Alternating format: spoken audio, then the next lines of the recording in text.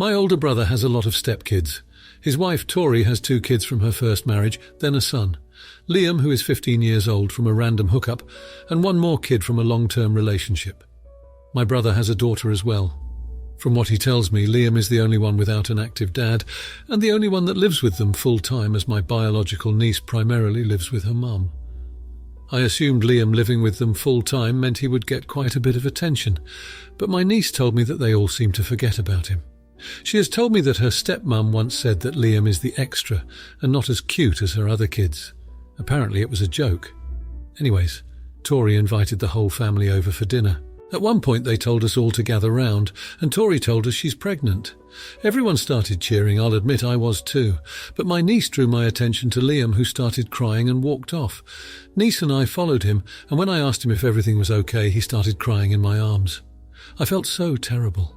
My niece then took him out for ice cream to cheer him up while I went back to the others. They were all very preoccupied, and my brother started talking to one of our nephews, not Tori's kids. This nephew then tells us that while he did not make a team, Liam did. My brother was quite surprised because he's a huge fan of this sport and had no clue Liam was interested, as he always thought he was a quieter, nerdy kid. This nephew sort of laughed and said Liam is not a quiet, nerdy kid. The opposite, actually. He's very popular at school. After finishing his conversation with the nephew, he approached me and said, "Maybe nephew's confused. Liam's not that type of kid." I asked him what kind of kid he thinks Liam is. My brother said that he doesn't talk to Liam much, but according to Tori, he's socially awkward, sensitive, and a little needy.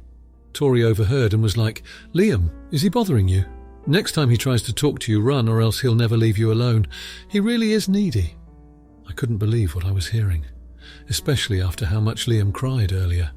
I told Tori and my brother that they should be ashamed of themselves. I then specifically told Tori that she should have kept her legs closed if she didn't want needy children. Obviously my brother kicked me out, which I deserved, but Tori is furious and keeps sending me messages about how rude I am and how I don't know anything about her, etc. I even got yelled at by my mum. I sincerely believe they're all fricked in the head. Am I the idiot? Edit. Tori has 4 kids. The 2 eldest have the same dad, who is very involved. Liam's dad is a deadbeat, and the 4th child has a different but also very involved dad. My niece, my brother's kid, and the new baby, my brother and Tori's kid, make the total number of kids 6. I just realised how terrible the formatting is. I apologise and hope this clears it up. Edit. I am not giving my brother a free pass. I believe he's a freaking idiot, and the fact that he doesn't know shoot about his stepson is terrible. Yes! I yelled at Tori mostly because she's the one who kept calling her own son needy. She's the one who told me to run away from him if he talks to me. That is why I yelled at her specifically. Now for a few comments before the update. Comment 1. Your niece is a gem for noticing and telling you about Liam's treatment. You need to sit down with your brother and Amp's sister-in-law, maybe with your niece there, and tell them what happened at the party. Or at least talk to your brother. I can't believe he is so blind, and Amp doesn't see what happens to Liam in his own house. Can you sound more time with Liam? Poor kid, not the idiot. Comment 2. Poor Liam. He's already neglected by your brother and his mum, and now a new baby will come in and take all the attention. They don't even know he plays sports? I was very much on your side until the legs closed comment. That was an AH thing to say. Also, you said lots of stepkids, but I only read 2. Gotta go with everyone sucks here, because it's a bit of a hot mess. Comment 3. Mostly not the idiot. I think sticking up for the kid and bringing it to their attention is great, but practice respond, not react, and choose better ways to deliver the message. Telling someone to keep their legs closed is going to shut the conversation down pretty quickly, thereby not achieving the goal of your conversation. Now for the update. So it's been 6 months since the last time I saw my brother's family. I've been in touch with my niece, keeping tabs on Liam and the others. She's a good kid, strong for her age. In the meantime, I'd moved to another city and found a decent job, kept my head down and tried not to dwell on the past. It was a random Tuesday when my phone buzzed with a text from my brother. It had been radio silence from him, so it was a surprise to say the least. I was ready to ignore it, thinking it was yet another angry tirade from Tori, but something made me open the text. Need to talk, can we meet at the old cafe? Mark. I was hesitant but agreed. We met up and it was tense at first. Mark looked tired, older. He didn't even try to defend Tori this time, which was a shock in itself. Instead, he started talking about Liam. Liam had been struggling. His grades were slipping, he wasn't eating properly, and he quit the sports team. My brother was worried about him, and for the first time I saw genuine regret in his eyes. He admitted that he and Tori had messed up, that they had been so caught up in their own lives and issues that they had neglected Liam. Mark broke down as he spoke about Liam, about how he wished he could turn back time, be a better parent. I never thought I'd see the day when my hard-headed brother would admit his mistakes. I was both relieved and devastated. My brother asked for my help to try and mend things with Liam, so I went back. When I saw Liam again, he looked as if he'd aged years in the span of months. He was withdrawn, quiet. But when he saw me, he gave a small, tentative smile. We spent a lot of time together. I helped him with his schoolwork, took him out for ice cream, and we talked. Liam began to open up, one guarded word at a time. He spoke about his fears, his loneliness, and how he felt lost amidst all the new changes in his life. Things started to change after that. Mark and Tori started attending family therapy with Liam. They apologized to him, promised to do better, and they genuinely tried. They began supporting Liam, attending his school events, and made an effort to include him in all the family activities. It's not perfect, and I think it will take time for Liam to truly feel like he's part of the family, but there's progress. Things are different now. There's a sense of warmth and understanding that was missing before. Life's still messy, but it feels like we're finally heading in the right direction. As for me, I've decided to stick around for a while. I've grown closer to Liam, and he feels more like a nephew than ever before. I feel like I've a part to play in this family, and I want to help them through this journey. It's been a hard road, but I believe there's hope for us yet. In the end, family is about sticking together, even when things get complicated. And for Liam and for all of us, I think we're finally starting to understand that. Now for the comments. Comment 1. Not the idiot. You're doing what you can to help mend a family rift, and that's commendable. The fact that Mark and Tori are open to therapy and have acknowledged their mistakes shows that they're serious about making changes and bettering their relationship with Liam. However, this is their responsibility and not yours. Going forward, make sure that they understand you're there to support them, but the heavy lifting is on them. They need to make the effort to have regular, open and honest discussions with Liam and not just rely on you to bridge the gap. Comment 2. Not the idiot, but tread carefully. You're essentially stepping into a parental role here, and while your intentions are good, you need to remember that you're not Liam's parent. It's great that you're willing to listen to him and offer support, but make sure you're not overstepping or enabling Mark and Tori to continue neglecting their responsibilities as parents. Liam needs to see that his parents are making an active effort to improve their relationship with him. As an aunt-uncle, you can provide additional support, but the primary role should be played by his parents. Comment 3. Not the idiot, but this is a delicate situation, and it's important to establish boundaries. It's clear that you care deeply for your family and want to see them heal, but remember that you can't be the only solution to their problems. It's positive that Mark and Tori are seeking therapy, but they also need to put in the work outside of those sessions. Encourage them to spend quality time with Liam, to listen to his needs and feelings, and to take actionable steps based on what they learn. Your role should be one of support, not to take on the responsibilities of their parental duties. Now, for the next story. I really dislike this woman, so I'm wondering if I should apologize. My brother got married a few years ago to Shelley. She's the type of person who will say something rude, and then when someone points it out, she tells everyone it is true, so what's the harm? My mother despised her and actually opts out of most events just to avoid her. I moved back home about a year ago, and at the time I thought people were just being rude to her, or overblowing the things she says. I was wrong. My first proper introduction to her, she told me my outfit looked bad on me and it wasn't hiding my stomach. I give a present to a birthday party and she tells me I'm cheap. I got a bubble gun for a 5-year-old. He loved it. This goes on and on. I talked to my brother, and he told me she is autistic and she can't help it. I then talked to her, and I told her I won't put up with her being rude. Now it's my son's 3rd birthday, and I invite the family. I wouldn't have invited her, but I don't want to cause waves. She made a comment about my house decor. I told her it was rude and to knock it off. I lost it when I gave my son a piece of cake. She made the comment that I shouldn't give him any since he looks fat.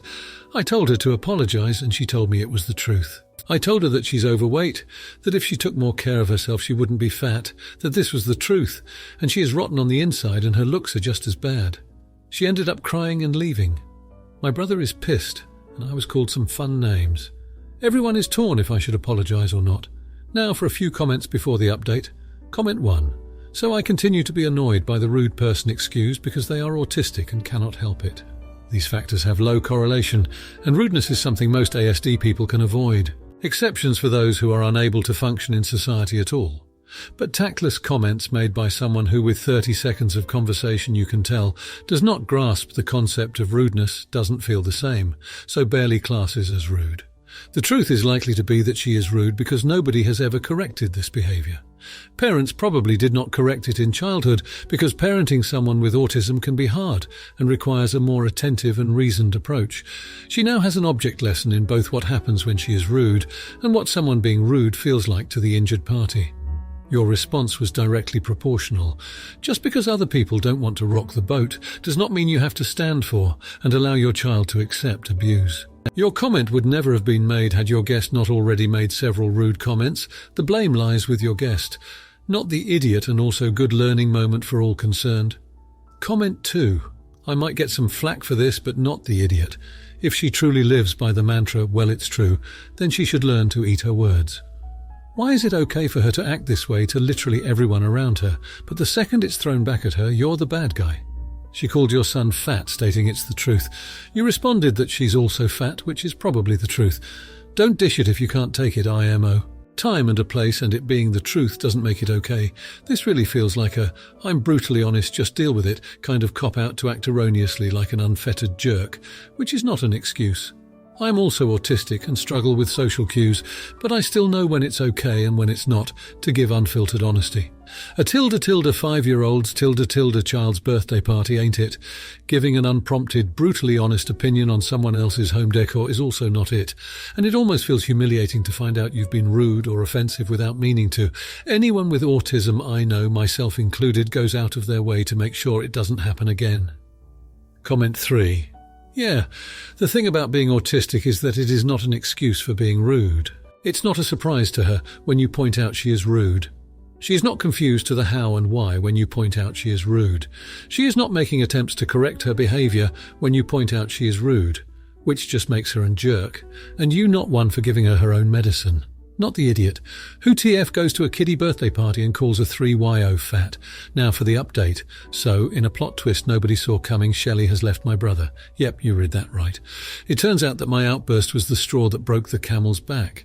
She hasn't been happy for a while, and my words, harsh as they were, ended up being a catalyst for her to reassess her life. I mean, I didn't think it was that bad, but apparently it hit a nerve. Anyway, she's now living with her parents, and my brother is between shocked, devastated, and really confused at this point. He blamed me at first, which was not surprising, but then, as he began to digest everything, he started to see that maybe Shelley's behaviour wasn't that great after all. Here's where it gets wild. They have a prenup, and not just any prenup, but a prenup that basically left my brother with next to nothing if they ever divorced. He was blindsided. I mean, who thinks they're going to get divorced after less than a year of marriage? Apparently Shelley did. My parents are furious and devastated. My father, who never liked Shelley to begin with, is simmering on a low boil, and my mother is inconsolable. They feel guilty for not being more supportive when I confronted Shelley. They're blaming themselves for the whole mess. But here's the weirdest part. I ran into Shelley at the grocery store. It was awkward to say the least. She looked different, more relaxed, happier even. She thanked me, said I helped her realise that she was settling for a life she didn't actually want. I didn't really know what to say to that. I'm still not sure how I feel about the whole thing. I mean, I'm glad she's not making everyone miserable anymore. But I feel awful for my brother. He really loved her, you know. It's just, well, it's a mess. Anyway, that's the latest instalment in the Shelley saga. I'll keep you all posted if anything else happens. Now, for the comments. Comment 1. Not the idiot. It's always a difficult situation when you're stuck in the middle of family drama. But ultimately, you didn't cause this. Shelley made her own decision to leave, and based on what you've said, it sounds like it was her choice to sign a prenup that left her with little in case of divorce. It's unfortunate that your brother is shocked and devastated, but it doesn't sound like you directly contributed to that. It's understandable to feel conflicted, but remember that everyone involved is an adult, and they're responsible for their own actions and reactions. Comment 2. Everyone sucks here. It's easy to say that Shelley is the one at fault here for leaving your brother so suddenly, but if her happiness was being compromised, can we truly blame her? A relationship is a two-way street, and your brother probably played a part in the deterioration of their marriage as well. Your parents shouldn't be blaming themselves either. It's not their place to interfere in their adult children's relationships. While it's kind of you to feel sympathy for your brother, I think everyone needs to take a step back and reassess where they might have gone wrong instead of pointing fingers. Comment 3. No idiots here. This is a tough situation for everyone involved, but it's important to remember that people are allowed to leave relationships that aren't making them happy. Shelley has a right to seek happiness, and it's not fair to blame her for wanting a better life. Your brother is also allowed to feel hurt and betrayed. Those are valid feelings given the circumstances. Your parents are understandably upset as well, but they couldn't have predicted or prevented this. You're not the jerk for feeling relieved that Shelley is happier now, even if it's at the expense of your brother's happiness. It's a tough situation, but it doesn't make anyone a jerk. Now for the next story. I was picking up my 2-year-old son from daycare, which is in a commercial building that also has a doctor's office. When I was strapping my son in his car seat in the parking lot, a clearly pregnant woman approached me and got quite close to where I was standing, like 2 feet from my open car door where I was bent over to buckle my son in. She asked for help with her Uber and said she doesn't speak English fluently.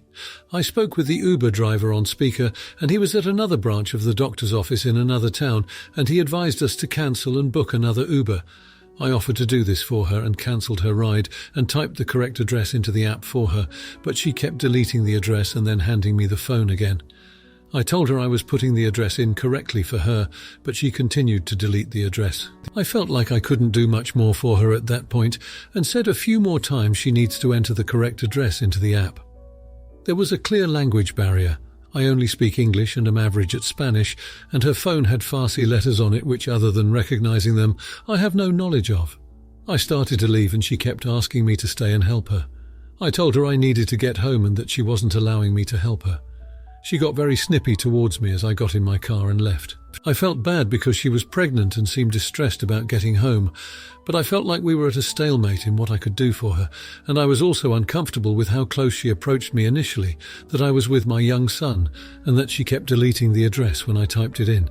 Am I the idiot? Now for a few comments before the update. Comment 1. This is sus. In the US doctor's offices close at 5 p.m, unless it's an urgent care. I assume it wasn't 9 a.m. when you picked your kid up. Second, if she speaks a different language, you can set your phone up to be in a different language. I highly doubt somebody who speaks English knows the word fluently. It was a scam. She kept deleting the address on purpose. Scammers target people who are alone, especially if they have a small child. The mum's instinct will be to protect the child first, and scammers know a woman will hand over everything before she lets somebody harm her kid. Comment 2. Not the idiot. Hopefully she found someone else who was able to help her. Clearly you had a communication problem. My paranoid side says she was keeping you there for a carjacking. Or maybe she just wanted a lift to some out-of-the-way place. I like to be kind, but this situation makes me feel uncomfortable. Comment 3. Not the idiot. Pregnant or not, she was still a stranger, and I believe in trusting your instincts. You tried several times to help to no avail. Your priority is to get your own child home safely. She can call someone else. Now for the update. Fast forward 2 weeks, I'm at the same daycare picking up my son again when who do I see? That's right, the pregnant woman from before. She's visibly distressed, again, but this time she comes over to me with a big smile. Turns out she's been taking English classes and has improved dramatically. She thanks me for the help I'd attempted to give her, apologizes for the confusion, and then pulls out a photo of her family back home. Here's where things get interesting. She explains that her husband works overseas and she's here alone with only her broken English to survive. She's been struggling with technology and understood very little about how Uber works. That's why she kept deleting the address. She wasn't trying to be difficult, she just didn't understand what she was doing. But the real jaw-dropper, she tells me that the day I tried to help her, she was actually going into labour. She was trying to get to the hospital, and because of her limited language skills and unfamiliarity with Uber, she couldn't communicate this to me. The good news is she did make it to the hospital in time, thanks to a kind stranger who saw her distress and called an ambulance. She gave birth to a healthy baby girl, who she decided to name after the stranger who helped her when I couldn't. And while I was relieved to hear that everything turned out okay, the part of her story that hit me the hardest was when she said she didn't blame me for walking away that day. She just wanted to thank me for trying to help, despite the language barrier. She ended up inviting me to meet her daughter and even teach her some English. I couldn't believe it. It was a humbling moment and reminded me that sometimes, even when we think we've failed, our attempts to help can mean the world to someone. Now for the comments. Comment 1. Not the idiot. Your intentions were commendable, and the fact that you went out of your way to help a distressed stranger despite the language barrier is admirable. It's unfortunate that you weren't able to fully understand the situation at that moment, but that doesn't make you the jerk. Miscommunication is common, especially in situations involving different languages. Had you not stepped in, who knows how long the woman would have remained in her distressful state. Your actions may not have directly led to the resolution of her problem, but they may have triggered the sequence of events that did. Moreover, the woman's gratitude shows how much she appreciated your efforts. I believe you've learned a valuable lesson about the power of empathy, and your story is a reminder that sometimes it's the effort to help that matters the most. Comment 2. Not the idiot, but this situation highlights the importance of learning some basic sign language or having a translation app handy. It's clear you were trying to help and were doing the best you could in a difficult situation. It's not your fault that you couldn't understand her situation entirely. However, this situation could have turned out differently if there was a way to overcome the language barrier. Regardless, the fact that you tried to help even with the difficulties shows your character. The woman came back to thank you, which means your efforts were acknowledged and appreciated. This shows the ripple effect of kindness and how even small actions can have a significant impact on someone's life. Comment 3. Not the idiot. The fact that you stepped in to assist a stranger in distress, even though you were unable to fully understand what she needed due to the language barrier, shows your willingness to help others. It's easy to dismiss someone else's distress, especially when there's a language barrier, but you didn't. This situation underscores the importance of universal gestures of distress and the need for better communication tools in public spaces to help in such situations. The woman's gratitude and her request for you to help teach her daughter English is a testament to the impact you made that day. This story serves as a reminder that it's not always about the end result, but the intention and the effort that truly counts. If you like this video, you'll probably like these too. Also, while you're here, please consider subscribing. It's your support that keeps this channel alive and allows me to make better and longer videos. Have a great day.